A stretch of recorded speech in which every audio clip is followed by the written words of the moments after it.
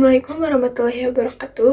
Wilujeng enjing ka para pamirsa nu kusimpuring mimpi hormat. Dinten ieu simkuring bade nyarioskeun biantara kalayan judul pentingna ngajaga lingkungan pikeun masa depan.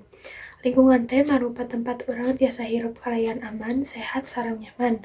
Sagala hal anu diperagikeun dina kahirupan asalna tina lingkungan, hawa anu bersih, cahaya anu murni, sareng tanah anu subur. Simkuring milih tema lingkungan lantaran ayeuna seueur pisan karusakan anu teu bisa dipaling ka cahayana. Mun urang teu langsung sadar ti ayeuna, masa depan generasi bakal kacida ka pangaruhanana. Dina kanyataan masih seueur warga anu kurang perhatian kana kebersihan lingkungan. Contona, runtah plastik dibuang teu dina tempatna, leuweung ditebang tanpa kontrol, cai tercemar ku limbah, polusi udara ngancem kesehatan.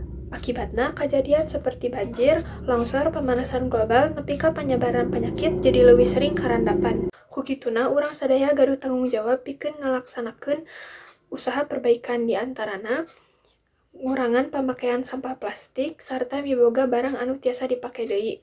Misahkeun sampah organik jeung anorganik sakumaha aturan, melak atau miara tatangkalan di lingkungan sakitar.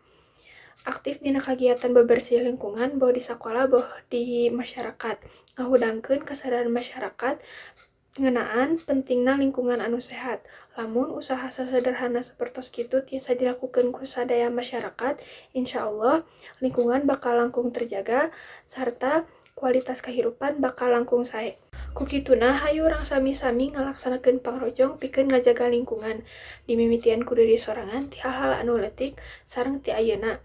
Mugia biantara ieu tiasa janten pangeling sareng motivasi pikeun sadayana. Wilujeng ngajaga lingkungan demi masa depan anu langkung sae. Hatur nuhun kana perhatosanana. Wassalamualaikum warahmatullahi wabarakatuh.